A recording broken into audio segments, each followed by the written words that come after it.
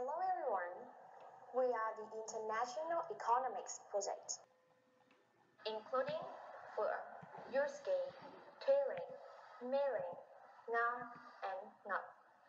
This video, we deeply discuss about the trade war between the United States and China. So now, let's take a look. Trade war is the term used when a nation imposes tariffs or quotas on import and foreign countries retaliate with similar form of trade protectionism. And this situation can look into the case of US and China. From March 2018, these two countries were locked into the trade war officially after the Donald Trump announcement that the US will apply 50 to 60 billion USD tax on the Chinese goods, and since then, both countries are still in the race of import tariffs.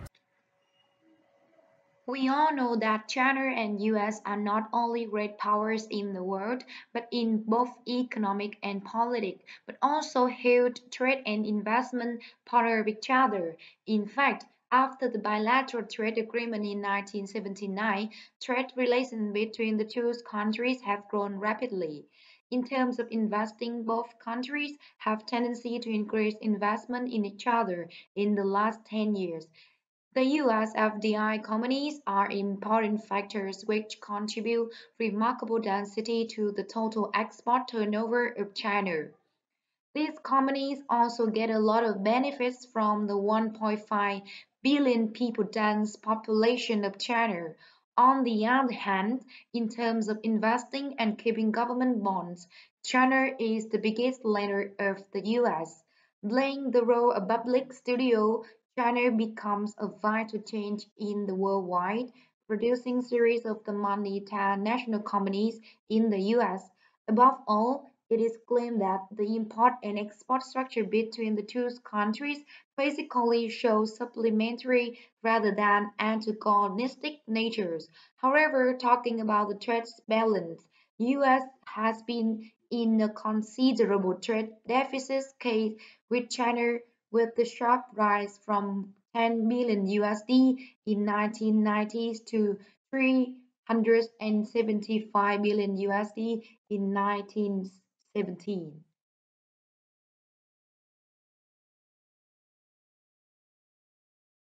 Here are some special events in trade war between the US and China. It was started on April the 3rd when the US released a list product for proposed tariffs on 50 billion USD worth of imports. This is aimed at recouping losses from China's alleged abuse of intellectual property. Less than 24 hours later, China would immediately respond by imposing 25% tax on 106 US goods. The tit-for-tat action occurred continuously during the time period and have no signs of stopping.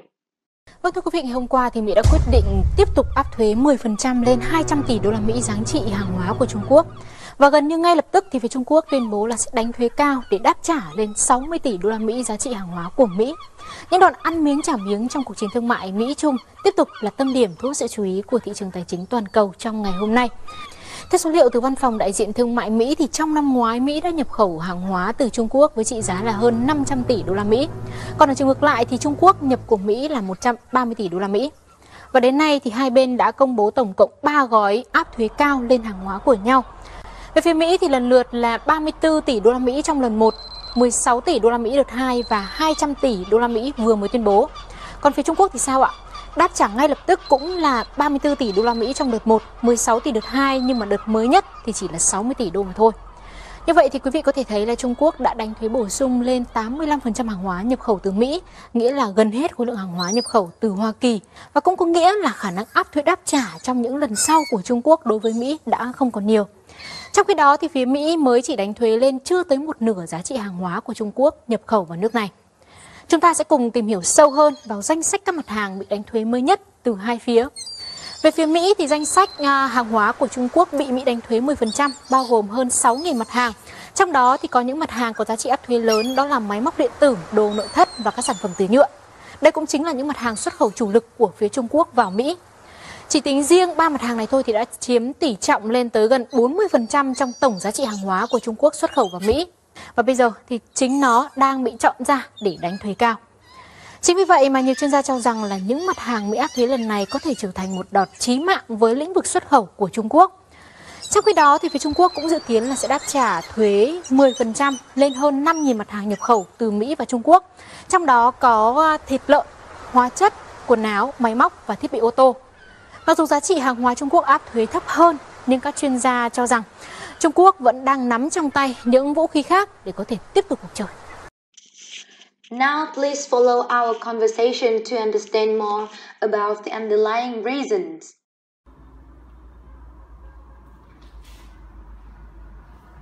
Hey, what are you doing?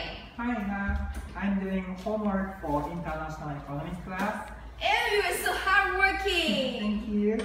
Have you searched or read anything about the breaking news today? Because me, I'm absolutely awesome about this. Yeah, I'm doing the trade war.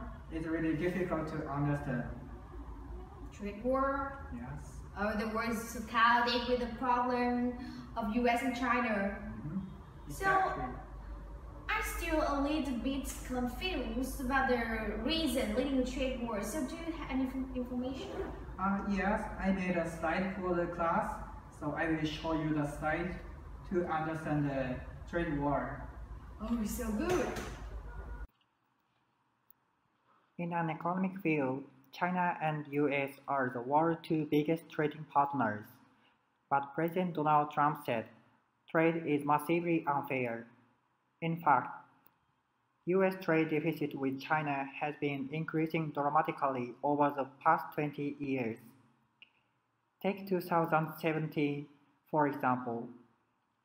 The US imported $505 billion worth of goods from China, while China imported $130 billion worth of goods from US. As a result, $375 billion is trade deficit for US. Therefore, in the effort to achieve balanced trade with China, Donald Trump has imposed tariffs on imported commodities from China, putting pressure on China to increase purchasing power of US goods, thereby reducing the trade deficit. Tariffs make importing goods into the US quite expensive for China. The tariff things are like solar panels, steels, and aluminum products, TVs, and medical devices. These Chinese goods are imposed 25% of import tax. And then, China didn't keep silent. China revenged on its own tariffs. American producers who want to export some items to China now have to pay 25% duties on various things such as soybeans and meat. Duties have also been increased on US cherries, grapes, and apples. Oh wow, it's still related to the conflict of interest. However, I still have the confusion, but I think it's not only related to the economic aspects, but they still have the underlying reason like the political ambition behind. Do you think so? Yeah, it's a good idea, Anna. Good morning. Hi, Oh, good Ling, where are you morning. doing? I have just gone out for eating something. What are you doing? We are discussing trade war between US and China. So do you have any ideas or opinions about the underlying reasons beside the economic aspects? Some are relating to national security. National security? Yeah, that's very good. interesting. Yeah, but still confusing, I think. Oh, hey, see it. There are video, and we can see this, and then it's quite useful to understand the national security. So let's see it. There's a school of thought that the U.S. doesn't need to do its own manufacturing. Why make stuff in the U.S. if it can be imported more cheaply from abroad? One answer is jobs, but there's another big reason. Manufacturing in America is a matter of national security. The United States is at risk if potential enemies suddenly stop supplying parts for weapons systems. The Big Five defense contractors depend on technology and manufacturing know-how developed by the civilian sector, and the U.S. civilian manufacturing base is gradually eroding. This is forcing the defense sector to look overseas at times for the parts it needs. Free trade agreements do allow for purchases from close allies. The Pentagon can also grant waivers from the Buy American Act when contractors can't find what they need in the U.S. But there's a problem. The world's biggest manufacturer is also an emerging military rival, China. Federal law prohibits the Pentagon from buying weapons or parts from China, but that's getting tougher to avoid because China simply dominates the market for some critical components. Take printed circuit boards, which go into military systems from missiles to ships to trucks. A Defense Department report says China makes close to half of the world's printed circuit boards. China's also slowly building strength in other electronics, including semiconductors. And it's the largest producer of a chemical compound used in detonators for over 200 kinds of munitions. Without singling out China, the Pentagon warns that if key parts aren't made in America, the U.S. risks supply disruption, theft of its technology, or even sabotage. The trouble is, Buy American laws can also make domestic manufacturers inefficient and expensive by shielding them from competition. And the U.S. already spends more on its military than the next 8 countries combined. So that means besides the aim to create jobs, when located MNC companies located in China to the United States, but I think they have another reason. They mentioned in the video that is their national security, because America will be at risk if the potential enemy they stop supplying the products or the parts for weapon systems. So, but now the China is the world's most biggest market that dominated today, and US cannot avoid like importing the parts, some critical parts of weapon system from China. So I think that's what can threat to national security of America. Oh, full of conspiracy. I see trade war is involving some reason. Does anybody have other opinion about subjective reasons? The coming election, right? Yeah, exactly. Trump has much more motivation to attract US voters by reducing trade deficit and re-establishing fair trade rules when doing the business with China since the presidential election in 2016. And if he promised his words, and then he will get advantage in the next election. Okay, so now we have 3 major reasons, like the economic aspects, the political that relate to national security, and the coming election, right? Yeah, that's enough for our homework. By the way, what time is it now? Now is 12:30. Oh my God, we have to go to school. Oh my This one is so crazy. I'm hungry again when. So now, let's find out some of the impacts of trade war on the global. For stakeholders, first of all, for the United States, the increase in import tariffs could directly affect domestic prices, leading to inflation risk. Especially as the Federal Reserve increases interest rates, demand will decrease and may curb the current growth momentum of the country. In the face of retaliation on both sides, China and the United States will also have to seek out.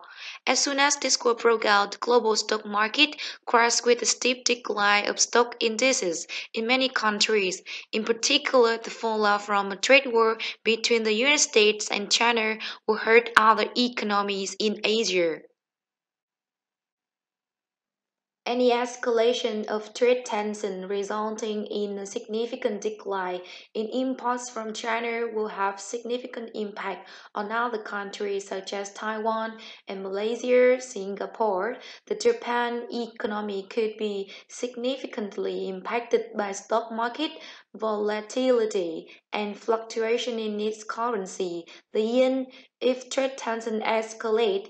Besides South Korea, whose top two export markets are China and the United States, could be another big victims. The negative impact of the trade war between the United States and China also affects the countries in the Asian region, in which the Philippines may be the most affected because 16.5% of Philippine exports are part of the Chinese value chain. China and the United States are two major economic partners in Vietnam. Therefore, when the trade war between the two powers breaks out, the Vietnamese economy will be more or less affected. According to economic experts, this war has both positive and negative impact on the Vietnamese market. On the positive side, first of all, Chinese goods in the United States, the competitiveness is less because of the taxation, is the opportunities for goods in Vietnam and America more favorable. Secondly, as the outbreak of the tension in the trade war pushes foreign investors and companies to relocate their assembly facilities from China to the Vietnamese territory to salvage, foreign companies invest in Vietnam mainly to diversify their investment and avoid taxation. In addition, the system of free trade agreements (FTAs) helps Vietnam become an attractive destination for companies and enterprises that want to shift production out of China. Tension on U.S.-China investment may also be an opportunity for Vietnam to attract more investment from the United States and to push for this move to move faster.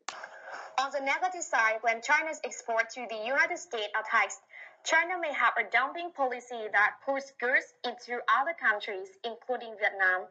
Chinese goods can spill over into Vietnam and compete directly with Vietnamese enterprises due to their price advantage. This puts pressures on local business. Moreover, as the volume of exports to the U.S. is declining, Chinese firms will increase their consumption in the domestic market, thereby increasing the competitive pressures on Vietnamese exporters. Last but not least, trade war broke out. Vietnam is easily exploited by other countries in exports. Some Chinese commodities may seek to hide under the Vietnamese origin to escape the U.S. punishment. China can also utilize Vietnam as a place to label Vietnamese goods for export to the U.S. In the opposite direction. Many items from the U.S., typically beef, could go through Vietnam to China without taxing. If Vietnam becomes an intermediary for export to avoid taxes, we will face economic sanctions. This is very cautious to avoid being exploited by the countries. It is obvious that the tariff chase between the US and China is not just an economic issue. It is also related to other political matters, especially the national securities. But that is not the end. About these issues, there are many other suspicions and predictions. This confrontation is claimed to escalate soon, and if the trade war continues into a full-scale riot, opportunities will come to other countries in the role of exporting in the two markets, that is the Chinese and the American. Moreover, the trade war between the two of the world's largest economy has driven the world into a very new economic order. And finally, where will this war come to? Whether US keep the upper hand or the China will successfully retaliate.